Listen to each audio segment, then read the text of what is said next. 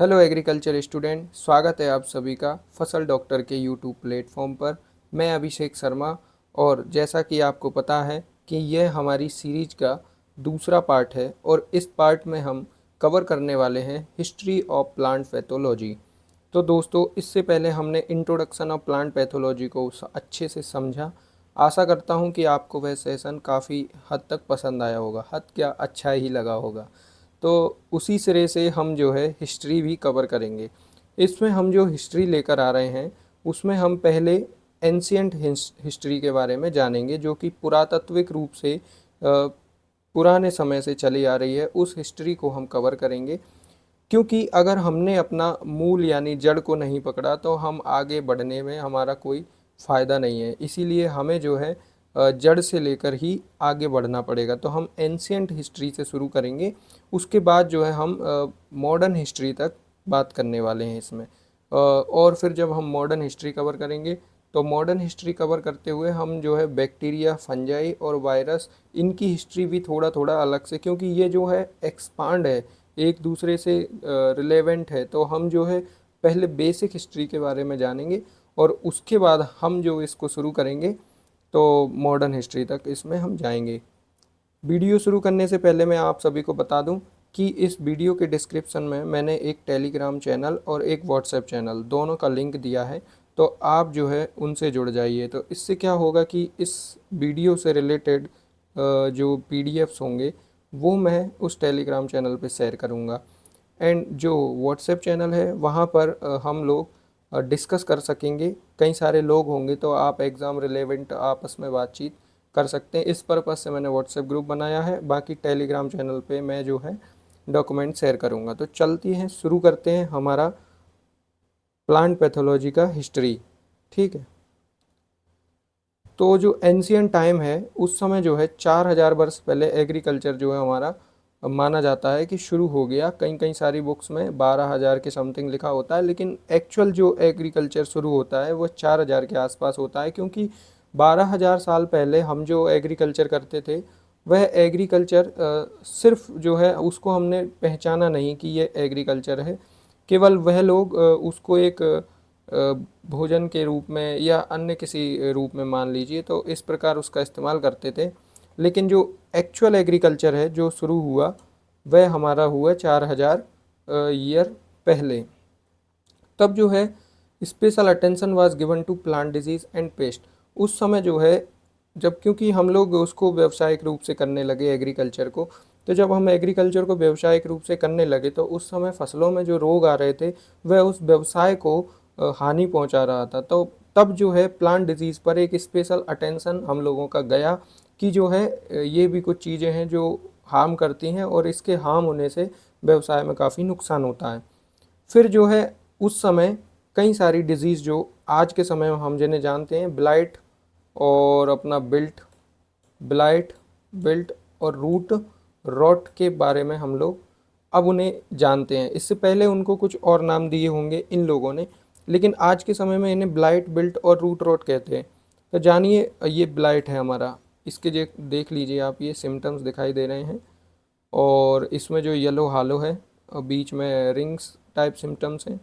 Built का आप जानते ही हैं, due to water loss and जो वास्कुलर सिस्टम होता है उसमें जो है दिक्कत आने के कारण ये जो है बिल्ट शुरू हो जाता है। रूट रॉट, रूट्स जो है रॉट कर जाती हैं।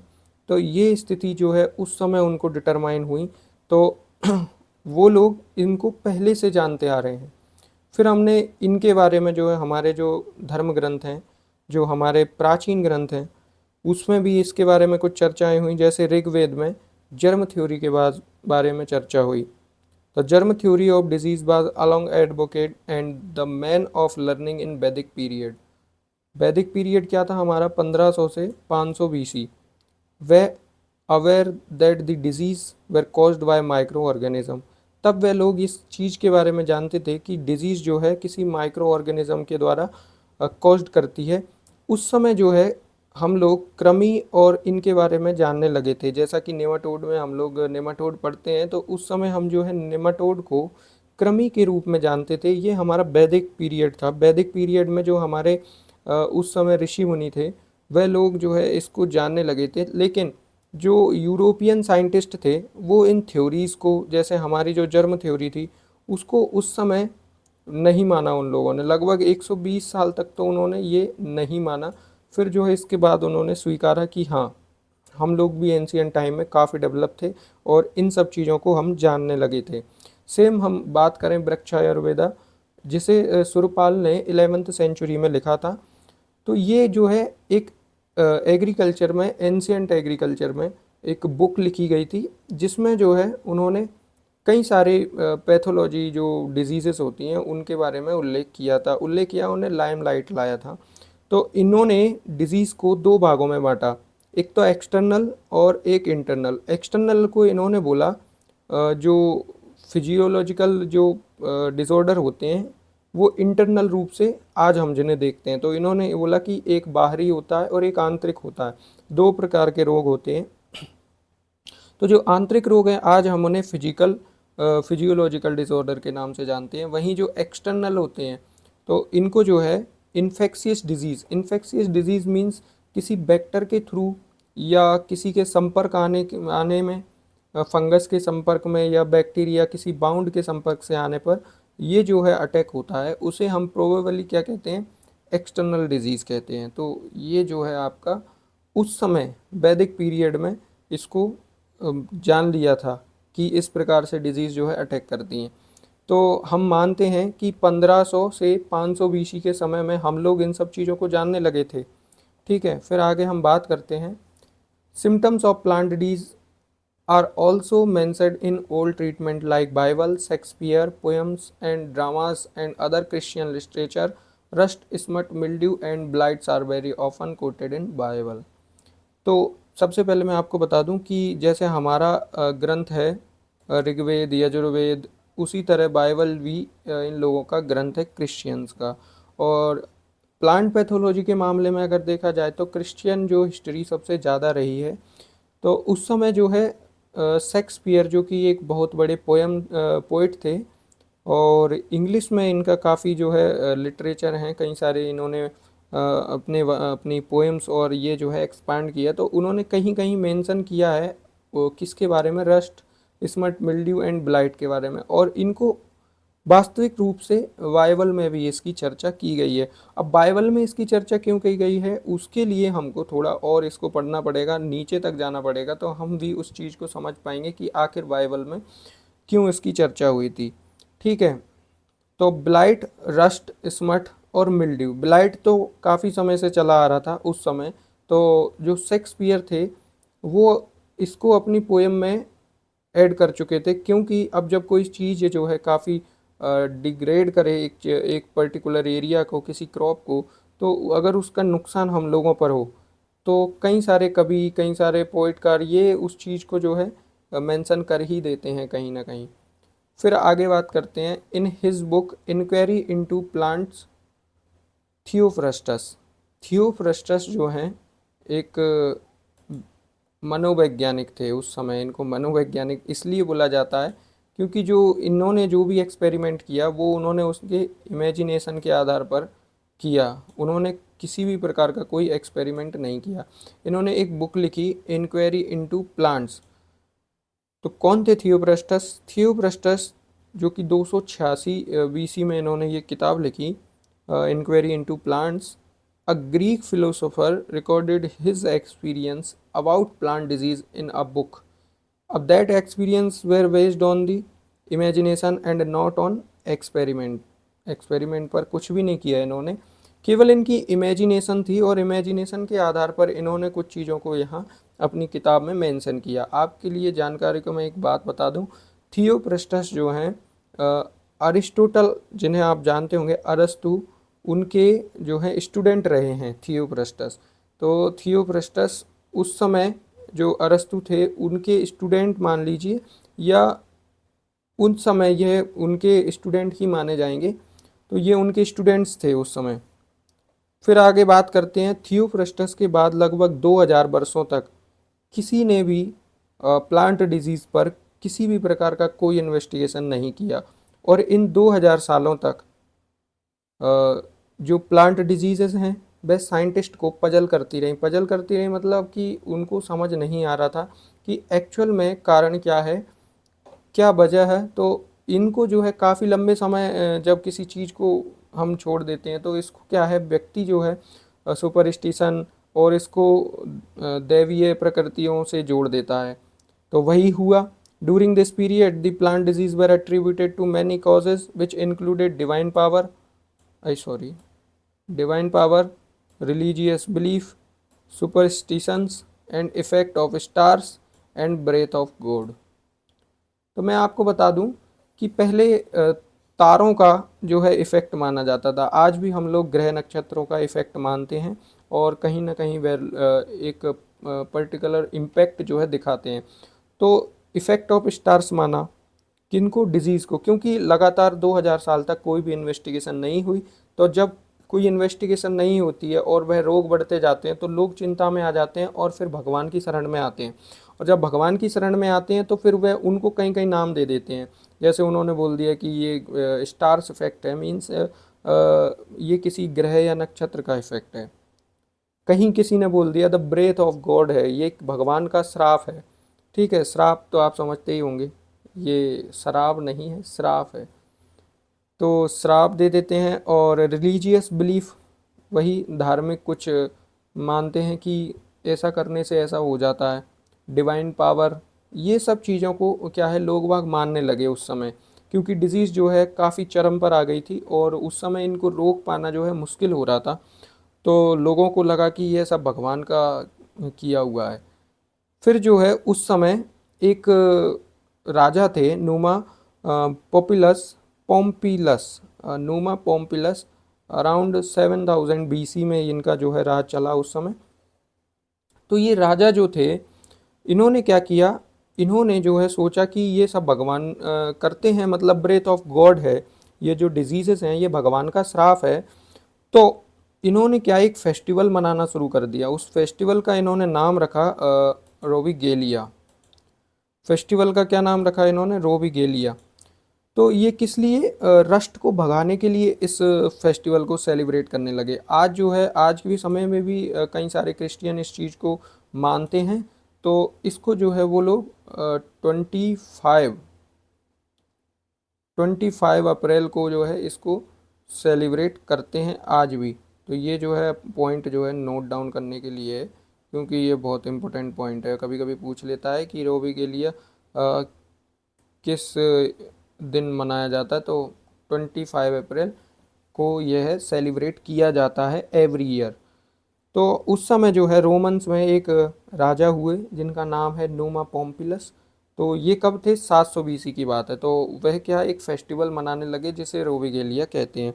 तो इसमें क्या करते हैं, वे भगवान से प्रार्थना करते हैं जो रस्ट गॉड हैं, जिन्होंने जैसे डिजीज़ बढ़ गई, रस्ट बढ़ चुका था, तो ये गॉड जो है रोबिगो, रोबिगो को रस्ट गॉड मानने लगे कि यही हैं जो रस्ट भगवान हैं। तो इन भगवान के कारण ये जो है डिजीज़ फैलती है। तो ये उनको मनाने के चक्कर में क्या करने लगे, जो डॉग्स होते हैं और जो उस समय पेट एनिमल होते हैं उनका सेक्रीफाइस, उनकी बलि देने लगे। तो इनको लगने लगा कि बलि देने से जो है भगवान शांत हो जाता है। लेकिन फिर जब ये डिज़ीज़, क्योंकि आपको पता है ये डिज़ीज़ जो है एक पर्टिकुलर टेम्परेचर पर ही आती है, इसको पर्टिकुलर एक मॉइस्चर चाहिए। तो ये जो है वो मॉइस्चर और वो डिज़ीज़ जब आती है तो वो अपना मान के चलिए, जैसे अब सोइंग हो जाएगी खरीफ में, और खरीफ की जो सोइंग हो जाती है, सोइंग होने के बाद खरीफ में कुछ ऐसी क्रॉप्स हैं जिनमें रस्ट आ जाता है। तो ये अप्रैल में सेलिब्रेट करते हैं। और इधर खरीफ जो है जून जुलाई में शुरू हो जाता है। जून जुलाई में जब क्रॉप अपने 35 टू 30 डेज़ की स्टेज में होता है तो उस समय जो है रस्ट दिखने लगता है। तो रस्ट जब वापस आ जाता है तो ये लोग सोचने लगते हैं कि भगवान जो है फिर से नाराज़ हो गए, इस बार जो है सेक्रीफाइस ठीक से नहीं किया। तो ये नेक्स्ट ईयर जो है फिर से डॉग और इन पेट एनिमल्स का सेक्रीफाइस करने लगे। तो इसको जो है ये हर 25 अप्रैल को सेलिब्रेट करते आ रहे हैं। अब भी जो है सेलिब्रेट करते हैं या नहीं उसके बारे में ज़्यादा डिटेल नहीं है, लेकिन इसको जो है 25 अप्रैल को सेलिब्रेट किया जाता है क्रिश्चियन के द्वारा आज भी। हो सकता है कि कई लोग नहीं कई लोग करते हों या नहीं करते हों, लेकिन ये 25 अप्रैल आप याद रखना। ठीक है, फिर उसके बाद क्या हुआ, बात है 1662 की। 1662 में क्या था, फ्रांस में कुछ फार्मर्स ने अपनी फील्ड के आसपास बारबरी प्लांट पर एक चीज़ नोटिस की। उन्होंने नोटिस किया कि जब फील्ड कल्टीवेटेड हो जाती है, कल्टीवेट होने के बाद जो है बारबरी के प्लांट पर रस्ट दिखाई देता है। तो उन्होंने ये बहुत अच्छी मतलब ये एक साइंटिस्ट पहल होती है, मतलब किसान इन चीज़ों पर बहुत ध्यान देता है, लेकिन उसके दिमाग में ऐसे पॉइंट नहीं आते हैं कि ऐसे कैसे हुआ। तो ये एक साइंटिस्ट प्रवृत्ति है। फार्मर्स ने देखा कि फसल कटने के बाद जो है रस्ट बारबरी प्लांट पर आ जाता है। तो इस चीज़ को उन्होंने नोटिस कब किया, 1662 में पहली बार इस चीज़ को नोटिस किया गया। तब जो है किसी डिजीज़ के लिए पहली बार लेजिस्लेटिव रूल आया था उस समय। लेजिस्लेटिव रूल आप समझते हैं, कानूनी रूल माना जाता था उस समय। तो ये कहाँ लिखा है, ये पैसेज ऑफ लॉ। उस समय पैसेज ऑफ लॉ मतलब पहला अर्ली अर्लिस्ट लॉ किसे माना जाएगा, बारबरी के लिए। 1660 1662 में फार्मर्स के द्वारा बारबरी पर प्लांट पर क्या देखा गया, स्टेम रस्ट। उस समय जो है यहाँ देखा गया स्टेम रस्ट। आप इस चीज़ को भी याद रखें, फार्मर्स द्वारा किसे देखा गया था, स्टेम रस्ट को। ठीक है। तो इन्होंने क्या इस बूसेस को जलाया, उखाड़ा, वो उन्होंने एक लॉ वहाँ पे तैयार किया उसके लिए, और वो लॉ बनाया। और फिर बाद में इसको एग्जीक्यूटेड किया गया स्ट्रिक्टली यूएसए द्वारा, यूनाइटेड स्टेट्स द्वारा, अर्ली 18 सेंचुरी में। तो ये सब जो है बारबरी के लिए। आप भी जानते हैं कि अल्टरनेट होस्ट है, किसका होस्ट है ये, व्हीट रस्ट का। तो बारबरी प्लांट आप अच्छे से याद रखें। और इसकी जो है 1660 में इसको पहली बार नोटिस किया गया। फिर बात करते हैं, एक वैज्ञानिक आए, लुवेन हॉक। लुवेन हॉक कब आए थे अपने, 1674 में, मतलब ये इससे पहले आ गए थे। उन्होंने माइक्रोस्कोप का आविष्कार कर दिया था, सिंपल माइक्रोस्कोप का।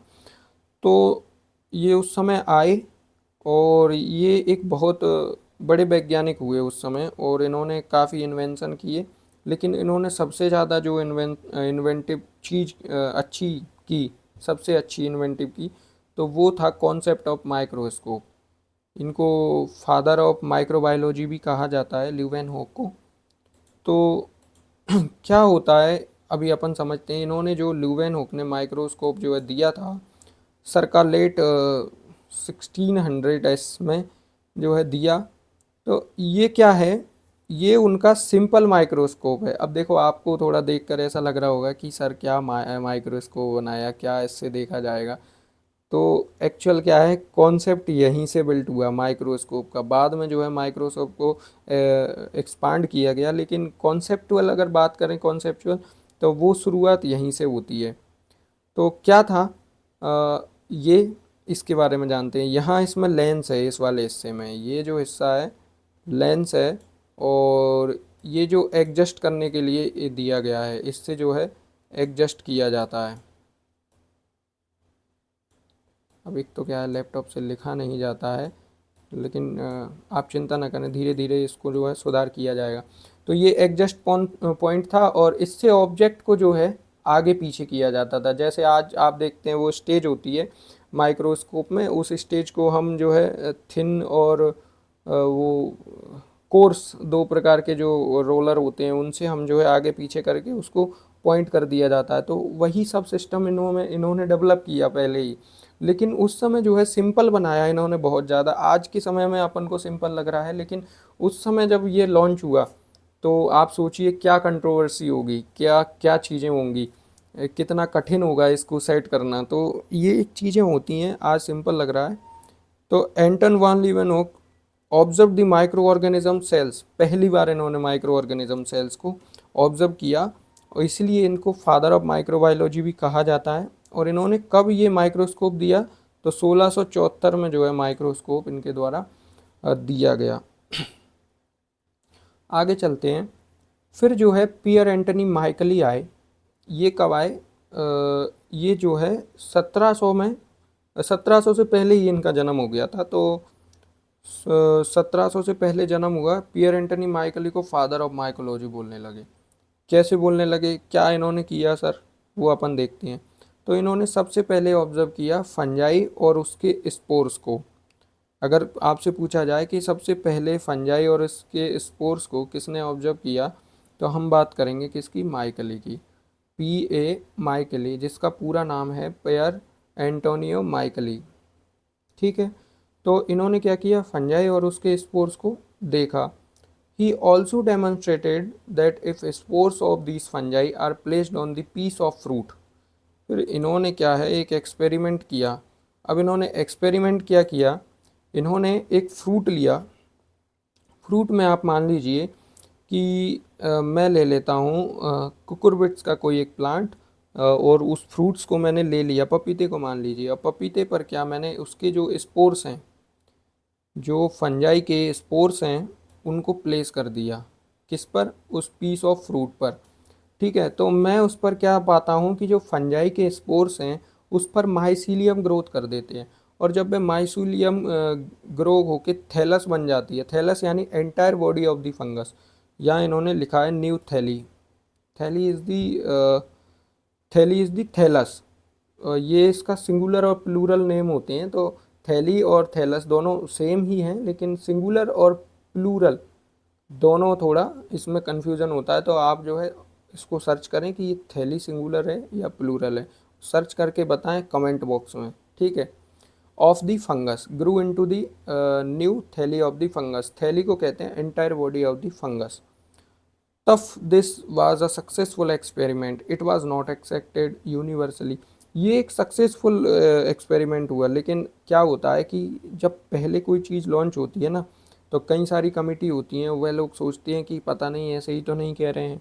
जब किसी चीज़ को स्वीकार ऐसे नहीं किया जाता, उस चीज़ पर जो है पूर्ण अनुसंधान होने के बाद ही उस चीज़ को एक्सेप्ट किया जाता है। तो उस समय जो है इस चीज़ को नहीं माना गया, तो उसको जो है यूनिवर्सली नहीं माना गया। जैसे अब मैंने कोई चीज़ डेवलप की, आप लोग मान सकते हो, चूँकि आप मेरे स्टूडेंट हो, तो आप कहोगे कि सर आपने किया है तो अच्छा ही किया होगा। लेकिन जब इस चीज़ को एमपी में कहीं और ले जाया जाता है, तो वह लोग कहेंगे कि नहीं, गलत हो सकता है। वह लोग तब तक नहीं मानेंगे जब तक वो खुद इस पर एक्सपेरिमेंट नहीं कर लेंगे, तब तक इस चीज़ को ट्रू नहीं मानने वाले। तो उन्होंने नहीं माना। इन्होंने एक बुक लिखी, नोवा प्लांटेरम जेनेरा। नोवा प्लांटेरम का मतलब क्या होता है, न्यू प्लांट्स से ही जेनेरा, मतलब न्यू प्लांट कुछ ऐसे करके जेनेरा तैयार होता है। तो मैं थोड़ा ऐसे ही डिफ़ाइन कर पाया इसको, मुझे इतना ही, क्योंकि ये लैंग्वेज जो है लैटिन है, और नोवा का मतलब न्यू होता है, प्लांटेरा का मतलब प्लांट, और जेनेरा मीन्स से जनरा। ठीक है, इन 1729 में इन्होंने लिखा, many of such early researchers were not accepted because of the strong belief of the people in the theory of spontaneous generation। Spontaneous generation क्या है, इसके बारे में समझेंगे। सबसे पहले हम समझते हैं कि यह दिया किसने। स्पॉन्टेनियस जनरेशन जो है दिया हमारे वैज्ञानिक, जो हमारे वैज्ञानिक थे, क्या नाम था उनका, तो वैज्ञानिक हुए हमारे अरिस्टोटल, अरस्तु, अरस्तु। तो उन्होंने क्या, उन्होंने दिया स्पॉन्टेनियस जनरेशन। अब ये क्या होता है स्पॉन्टेनियस जनरेशन, तो उनका कहना ये था कि जो माइक्रो ऑर्गेनिजम्स होते हैं वे क्या होते हैं, स्पॉन्टेनियसली मतलब कंटिन्यूसली और ऑटोमेटिकली ओरिजिनेट होते हैं। किससे ओरिजिनेट होते हैं, डीड और डिके मटेरियल से।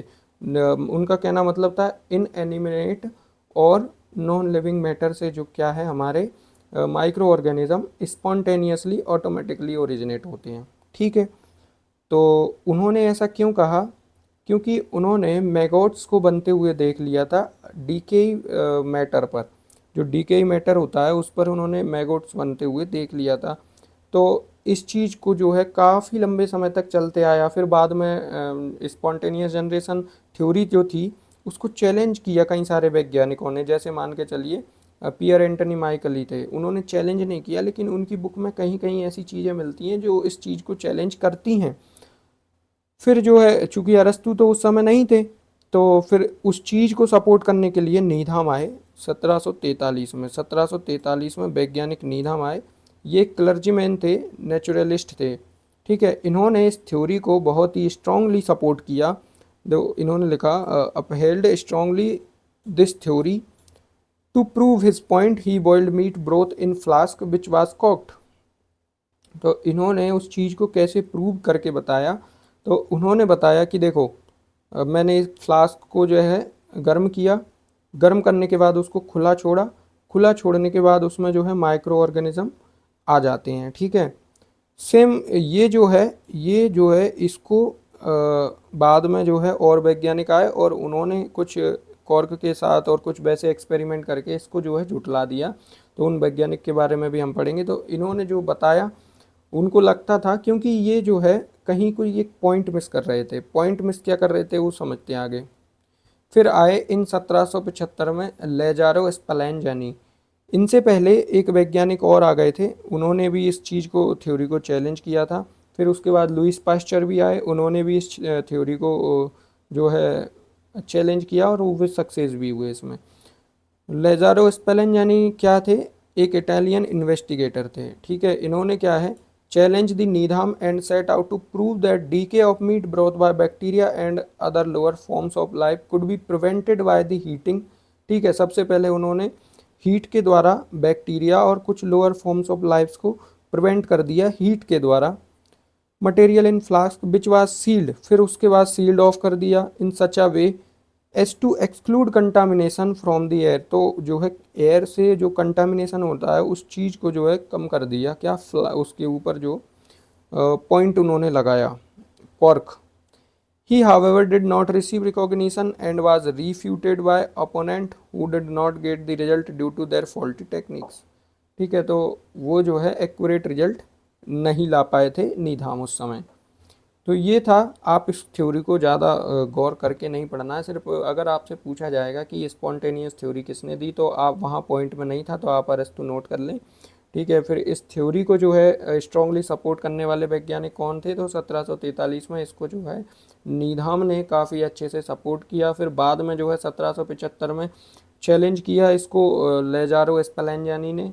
और एक वैज्ञानिक और हैं जो इस थ्योरी से जुड़े हुए हैं, वेन करके उनका नाम है, तो वेन या बेन करके नाम है, वो उन्होंने भी इसको काफ़ी सपोर्ट किया, ठीक है। फिर वैज्ञानिक आए स्पेलेंजानी, वो उन्होंने इसको जो है चैलेंज किया। फिर जो है अपने लुईस पास्चर जी आए, उन्होंने भी इसको चैलेंज किया, वह सक्सेस हुए इस थ्योरी को, ठीक है। आगे हम बात करते हैं। आपको जैसे मैं बता दूं, ये हैं हमारे पियर एंटनी माइकली और ये नीदाम जी हैं। तो ये फ़ोटोग्राफ्स मैंने डाले हैं, चूँकि यहाँ नेम नहीं लिखा है, पर मैं अभी क्या डिस्कस करते करते इतना आगे निकल गया कि मुझे ध्यान ही नहीं रहा आपको इंट्रोड्यूस करवाने। तो ये जो हैं अपने, ये वाले, ये अपने पियर एंटनी माइकली जी हैं और ये नीदाम जी हैं, ठीक है। चलते हैं आगे। यहाँ मैंने एक बहुत अच्छी मीम लगाई है, आप इसको पढ़ना है ना, ठीक है। आगे हम बात करते हैं। फिर आए Karl von Linnaeus.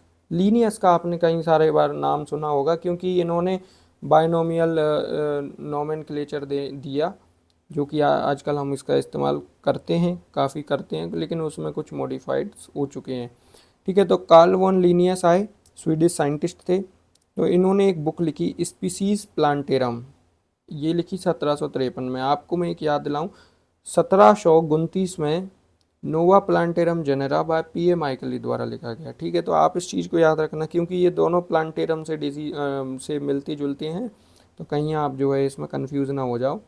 Species in species plantarum इन 1753 किसने लिखा?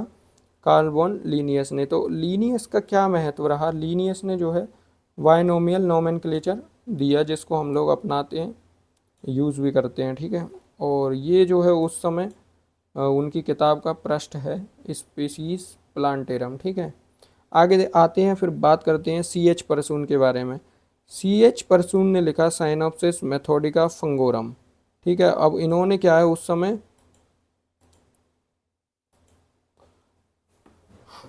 साइनोप्सिस मेथोडिका फंगोरम जो है इन्होंने उस समय, 1 सेकेंड,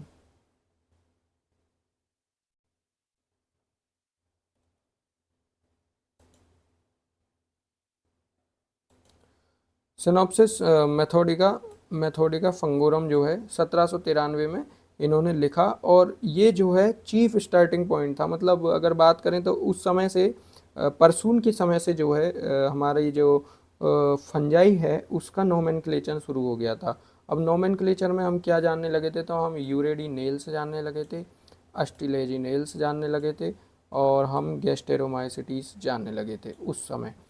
यूरेडिनेल्स के बारे में आपको बता दूं कि ये है रस्ट फंजाई। और रस्ट के बारे में आपको बता दूं एक ट्रिक। ट्रिक मैं कैसे लिख के बताऊं आपको। ट्रिक में आप लिखना, पी लिखें,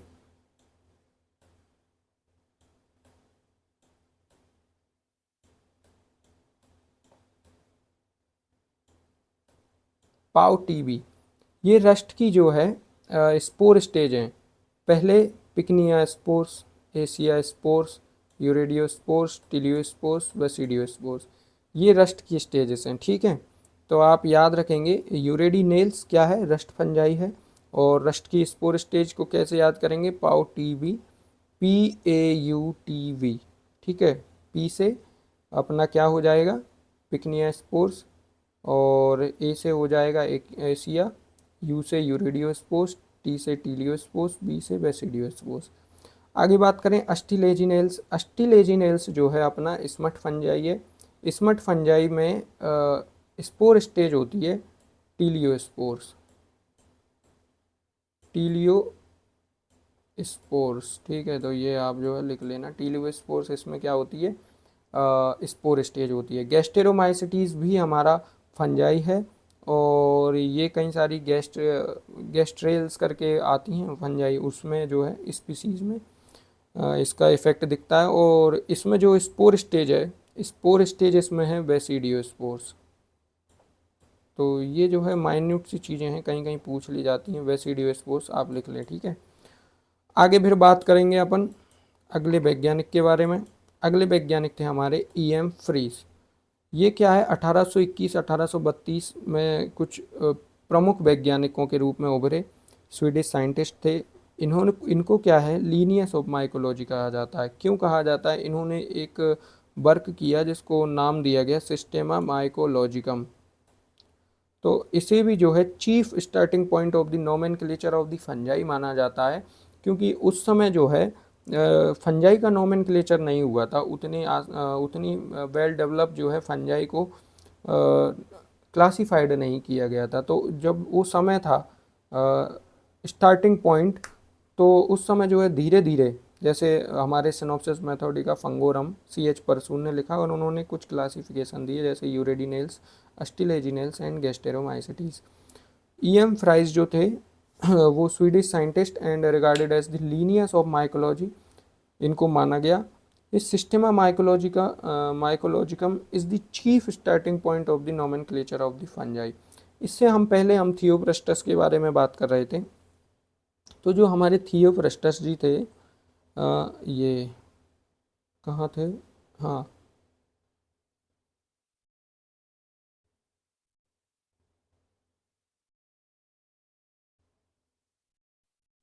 जो हमने थियोफ्रस्टस के बारे में सबसे पहले बात की, इन्होंने कुछ फंजाई के बारे में भी उस समय बता दिया था, तो उसके बारे में भी मैं आपको बता देता हूँ। ठीक है, फिर उसके बाद जो है EM फ्राइज आए। EM फ्राइज के बाद इन 1775 में टीलेट आए। टीलेट क्या थे, एक फ्रेंच बॉटनिस्ट थे। इन्होंने एक पेपर पब्लिश किया। अब पेपर किस पर पब्लिश किया, तो इन्होंने पेपर पब्लिश किया बंट और स्टिंगिंग स्मट पर। बंट क्या होता है और स्मट क्या होता है, दोनों में क्या अंतर है, आखिर व्हाट डिफरेंट अबाउट बंट और स्मट।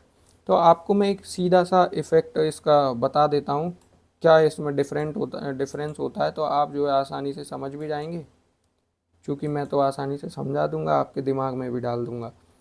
बंट जो है हमेशा कर्नल्स पर आता है। ठीक है, बंट कहाँ आएगा, कर्नल्स पर आएगा, कर्नल्स पर ही इफेक्ट डालता है बंट।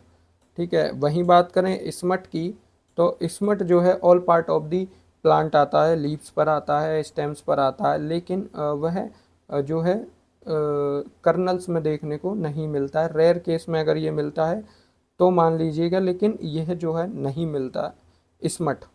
ठीक है, स्मट जो है लीव्स और जो स्टेम्स होते हैं इन पर देखा जाता है।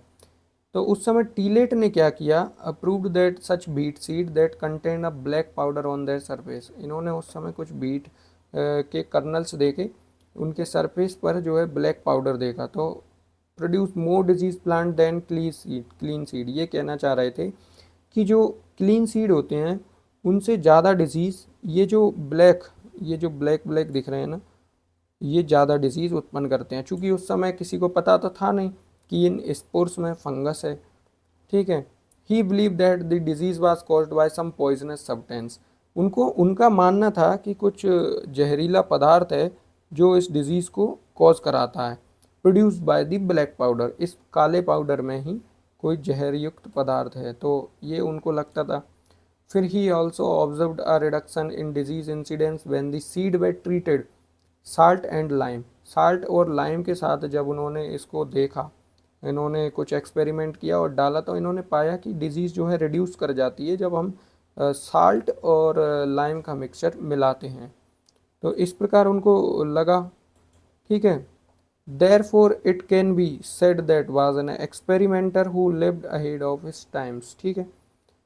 अब जो है फेलाइस फोंटाना आए 1767 में, ये वैज्ञानिक आए, इन्होंने भी कुछ पेपर पब्लिश किए, ठीक है। अब इनका योगदान क्या है, तो इन्होंने डिफ्रेंशिएट किया रस्ट को, इन्होंने रेड एंड ब्लैक रस्ट की स्टेज को खोजा। तो अगर आपसे कोई पूछे red and black stage of heat किसने खोज की, तो आप बताएंगे फेलिस फोंटाना ने इसकी खोज की। कब की, 1767 में जो है इसकी खोज उन्होंने की। तो इन्होंने डिस्टिंगाइज किया कि रस्ट केवल एक नहीं होता। हम आधुनिक समय से स्टेम रस्ट को ही समझते आ रहे थे, लेकिन रस्ट की और भी स्टेजेस होती हैं, जैसे ब्लैक स्टेज, रेड स्टेज, ठीक है। नेक्स्ट हम बात करते हैं, फिर जो है प्रीवोस्ट उस समय आए, Benedict Prevost, who was the Swiss professor of philosophy at the academy of France. 1807 में ये जो वैज्ञानिक थे, इन्होंने जो है discovered the life cycle of bunt fungus.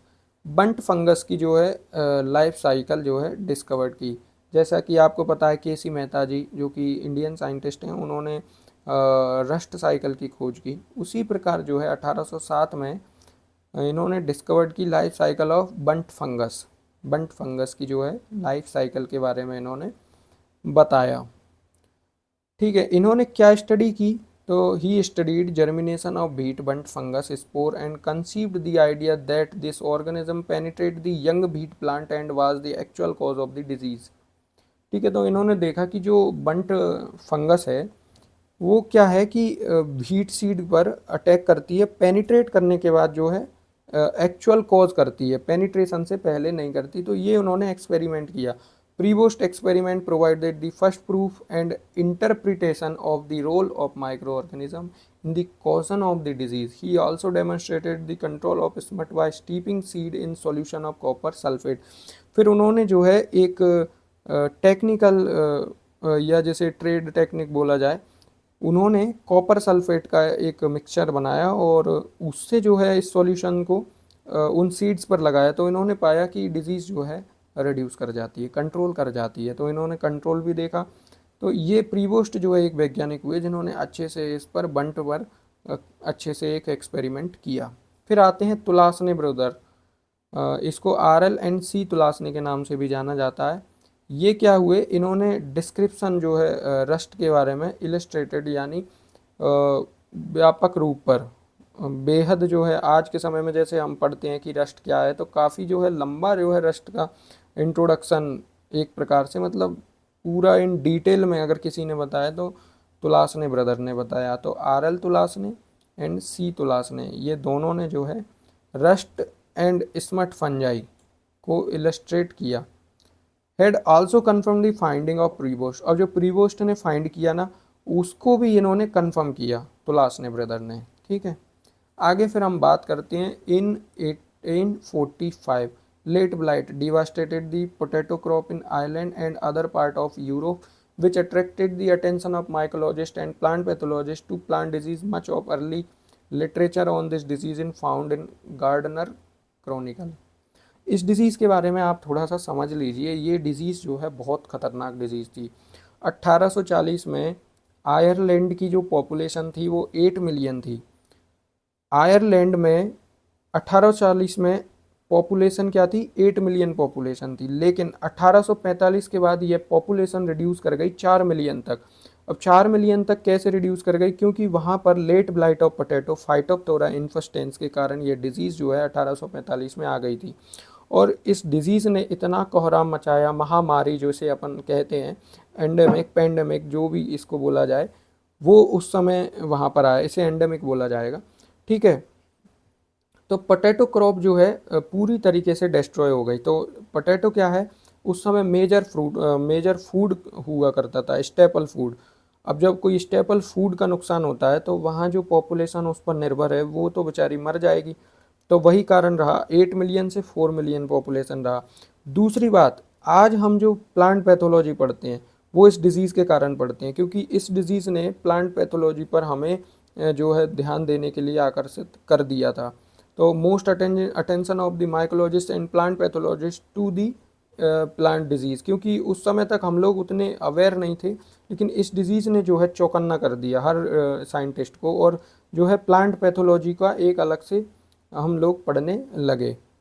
ठीक है, अब इस डिज़ीज़ के बारे में जो है सबसे ज़्यादा बताया गया इस लिटरेचर,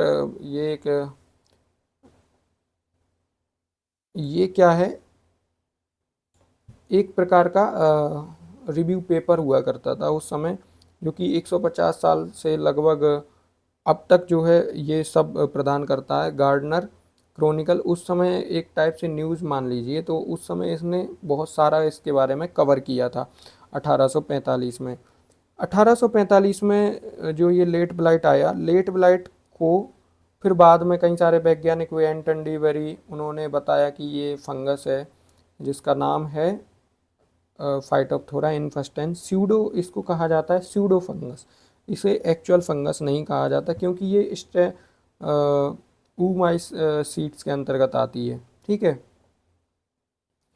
फिर जो है MJ. Berkeley, who was the most prominent British mycologist, was at first somewhat conservative in supporting of the parasitic theory। एक पैरासाइटिक थ्योरी के बारे में इन्होंने काफ़ी सपोर्ट किया, और but advocated in strongly in 1846। ठीक है, तो आप इतने ही याद रखें, M J. Berkeley who was most prominent British in mycologist में रहे थे। ठीक है, आगे थे Montagne in France in 1845 describe the causal fungus as botrytis infestans. Botrytis infestans के बारे में बताया मॉन्टेगो ने। एंटन डी बेरी जो है एक्सपेरिमेंटली प्रूव नहीं कर पाए थे इसको उस समय 1861 में। ठीक है, जो कि मॉन्टेगू ने बताया था। अब इस ये तो था हमारा एंशिएंट हिस्ट्री। आशा करता हूँ कि आपको एंशिएंट हिस्ट्री अच्छे से समझ में आ गया होगा। इसके बाद हम पढ़ेंगे मॉडर्न हिस्ट्री। मॉडर्न हिस्ट्री जहाँ शुरू होती है, मॉडर्न हिस्ट्री की शुरुआत ही एंटन डी बेरी से होती है। उससे पहले मैं आपको एक चीज़ बता दूं एंडेमिक के बारे में। एंडेमिक क्या होती है, एंडेमिक डिजीज़ का प्रभाव है एक तरह से। एंडेमिक डिजीज़ किसे बोला जाएगा, तो एक तो स्पेसिफिक जियोग्राफिकल के लिए, ठीक है, और सडन और इंक्रीजमेंट होगा, सडन और अनएक्सपेक्टेड इंक्रीजमेंट अगर किसी डिजीज़ का हो तो उसे ईपीडेमिक बोला जाएगा। ठीक है, स्पेसिफिक जियोग्राफिक में रहेगा और सडन चेंजेस और अनएक्सपेक्टेड इंक्रीजमेंट होगा। तो ये तो रहा ईपीडेमिक। अब बात आती है ईपीडेमियोलॉजी। ईपीडेमियोलॉजी ये क्या होता है, तो इसका अर्थ है स्टडी ऑफ पैटर्न और डिस्ट्रीब्यूशन, कंट्रोल, ये सब किसी डिजीज़ के बारे में जब हम करते हैं तो इसे ईपीडेमियोलॉजी कहा जाता है। तो ये दो टर्म हुए। अब बात करते हैं कुछ ईपीडेमिक डिजीज़ के बारे में। जैसे हमने पढ़ा लेट ब्लाइट ऑफ पोटैटो 1845 में। ठीक इसी प्रकार एक डिज़ीज़ है जैसे व्हीट रस्ट है। तो व्हीट रस्ट भी काफ़ी जो है लंबे समय तक हमारे वर्ल्ड वाइड पॉपुलेशन को इन्फेक्ट करती रही, और इस डिज़ीज़ का ही कारण है कि आज हम राई, मेज और बाजरा, इन सब क्रॉप्स जो है मिलेट्स के बारे में जानते हैं, क्योंकि व्हीट की जगह हमने इनको सब्स्टिट्यूट माना था उस समय। तो ये तो रहा व्हीट। फिर आता है कॉफ़ी रस्ट, हेमिलिया वेस्टाट्रिक्स के द्वारा फैला था। ये शायद 1867 की बात है, उस समय ये आया था। उस समय जो है श्रीलंका में पूरी क्रॉप नष्ट कर दी गई थी कॉफ़ी की। तो ये एक प्रकार का है। फिर पाउडरी मिल्ड्यू इन ग्रेप वाइन में आया, और डाउनी मिल्ड्यू आया 1800 आई थिंक 78 में डाउनी मिल्ड्यू आया था। और डाउनी मिल्ड्यू जो है जब आया था तो उस समय उस स्थान पर फ्रांस में सारी जो है क्रॉप वगैरह सब नष्ट हो गई थी। और डाउनी मिल्ड्यू के समय ही एक्सीडेंटली मिलारडेट ने बोर्डेक्स मिक्सचर की खोज की थी। और बोर्डेक्स मिक्सचर क्या होता है, 1:100 के रेशो में, इसमें एक रेशो में लाइम होता है और एक रेशो में CuSO4 होता है, CuSO4 कॉपर सल्फेट एक रेशो में, एक रेशो में अपना लाइम रहेगा हाइड्रेटेड लाइम, और 100 रेशो में रहेगा वाटर। अगर मान के चलिए 1 किलोग्राम आपके पास लाइम, 1 किलोग्राम आपके पास कॉपर सल्फेट, तो आपको जो है 100 लीटर पानी की आवश्यकता पड़ेगी उसको मिलाने के लिए, डालने के लिए। तो ये जो है इपिडेमिक्स जो मैंने आपसे अभी चर्चा की, powdery mildew, coffee rust, downy mildew और लेट ब्लाइट ऑफ पोटैटो, ये जो है इपिडेमिक्स रही अपने टाइम पर। इन्होंने उस स्थान को बहुत ज़्यादा नुकसान पहुंचाया। इसमें हम एक चीज़ मिस कर गए, 1943 में जो है इंडिया में बंगाल जो उस समय इंडिया में आता था, तो उस समय क्या था कि बंगाल में एक रोग आया जिसे बोला जाता है बंगाल फेमाइन। ये आया अपना राइस में जो है एक डिज़ीज़ आती है, उस डिज़ीज़ के कारण जो है उस समय बंगाल डिवीज़न माना जाता है कि बंगाल डिवीज़न का कारण जो है ये डिज़ीज़ रही थी। और ये जो है कुछ थ्योरीज थी एपिडेमिक्स के लिए। तो आप जो है एपिडेमिक्स के बारे में समझ गए, और आपको कुछ एग्जाम्पल भी बता दिए। कुछ एग्जाम्पल नहीं बता पाया तो उन्हें मैं नेक्स्ट क्लास में कवर कर दूंगा, और अगली क्लास में हम मॉडर्न प्लांट पैथोलॉजी को पढ़ने वाले हैं। तो ये सेशन आपको कैसा लगा कमेंट बॉक्स में ज़रूर बताएं, और जो मैंने आपको लिंक के बारे में बताया था आप उसे ज्वाइन कर लें। फिर मिलते हैं आपसे अगली वीडियो में, तब तक के लिए जय हिंद, जय भारत, अपना ख्याल रखें, ठीक है।